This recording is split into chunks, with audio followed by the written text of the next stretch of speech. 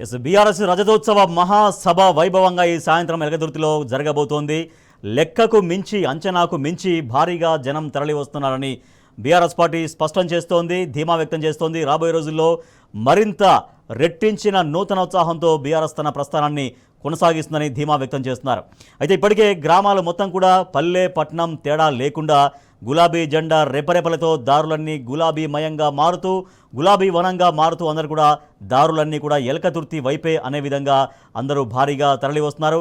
ఆయా గ్రామాల్లో గులాబీ జెండాలు ఆవిష్కరించి పార్టీ శ్రేణులు కార్యకర్తలు జనమంతా కూడా ఎలకతుర్తి మహాసభకు తరలి వస్తున్నారు.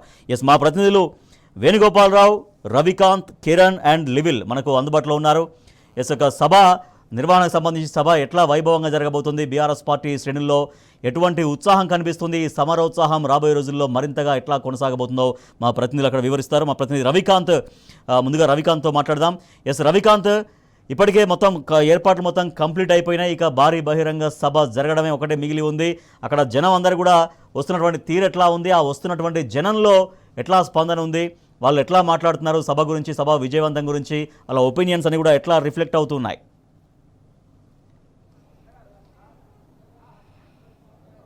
రాజేష్, దారులన్నీ ఎల్కతుర్తి వైపే కదులుతున్నాయి. ప్రతి ఒక్కరూ చిలో వరంగల్ అంటూ కదిలి వస్తున్న సందర్భం అయితే మనకు కనిపిస్తూ ఉంది. నిన్న రాత్రి నుంచి కూడా ఇక్కడ ఒక కోలాహలమైన వాతావరణం అయితే మనకు కనిపిస్తూ ఉంది.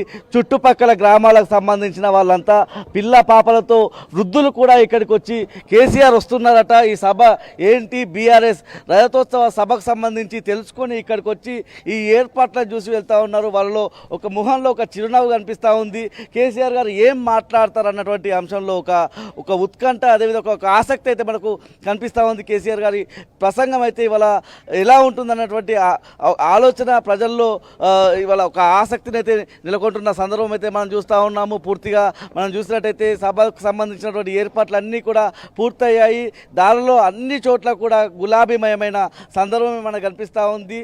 విధ్వంసమైన తెలంగాణను ఒక వికాసం వైపు నడిపించినటువంటి నాయకుడు కేసీఆర్ గారు ఇవాళ ఏం మాట్లాడతారన్నటువంటి అంశంలో అంతా ఆసక్తిగా ఉన్నారు. ప్రధానంగా మనం ఏర్పాట్ల గురించి కూడా చూసినట్టయితే ప్రస్తుతం మనం సభ వేదిక మీద ఉన్నాము. వేదిక మీద 400 నుంచి 500 మంది అతిథులు కూర్చునే విధంగా కూడా ఏర్పాట్లు చేశారు. స్టేజీకి కుడి పక్కన ఏదైతే ఏదైతే కళాకారుల కోసం ఒక స్టేజీ ఏర్పాటు చేశారు. వాళ్ళు దుమ్దాంగా వాళ్ళ పాటలు పాడుకునే విధంగా కూడా ఇక్కడ ఏర్పాట్లు కొనసాగుతూ ఉన్నాయి. పూర్తిగా సీటింగ్ కూడా 150,000 పైచిలకు సీటింగ్ ఏర్పాటు చేసి ఇక్కడ పూర్తిగా లైటింగ్ కూడా ఏర్పాటు చేసిన సందర్భం. ఎందుకంటే రాత్రిపూట సభ జరిగే అవకాశం కూడా మనకు కనిపిస్తూ ఉంది కాబట్టి ఇక్కడ లైటింగ్ కూడా ఏర్పాటు చేశారు. దాంతోపాటు వాతావరణం కూడా మనం చూసినట్టయితే చాలా చల్లగా కనిపిస్తూ ఉంది. వాళ్ళ వాతావరణం కూడా సహకరిస్తూ ఉంది. పూర్తిగా ఇప్పటికే వాటర్ బాటిల్స్ కూడా ఇక్కడికి చేరుకున్న సందర్భం మనకు కనిపిస్తూ ఉంది. మజ్జిగ ప్యాకెట్లు కూడా చేరుకున్న సందర్భం కనిపిస్తూ ఉంది. మెడికల్ టీమ్స్ కూడా మరో గంట సేపట్లో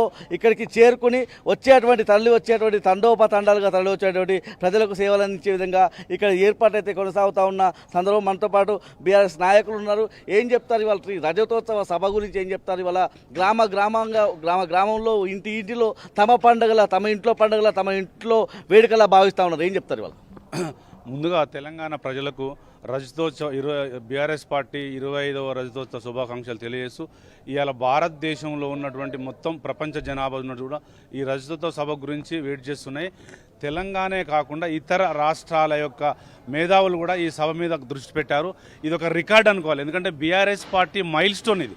ఎందుకంటే 60 సంవత్సరాల తెలంగాణ సహకారం కాని రోజు గౌరవ కేసీఆర్ గారు 2001లో పార్టీ పెట్టి వాటికి 25 సంవత్సరాలు పూర్తి చేసుకున్న సందర్భంగా రజతోత్సవం జరుపుకుంటున్నాం.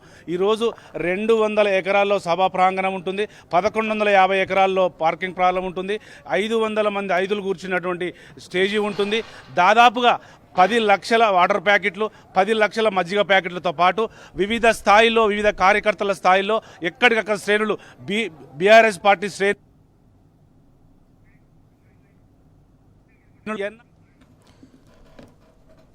మాస్కో నుంచి కూడా ప్రతినిధులు రాబోతున్నారు.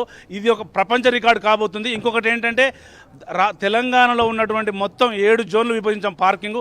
ఈ 7 జోన్లకు మొత్తం తెలంగాణ క్లియర్గా మనకు చల్లటి వాతావరణం ఉంటుంది. కేసీఆర్ గారు దాదాపుగా 6 గంటలకు సభా ప్రాంగణానికి రాబోతున్నారు.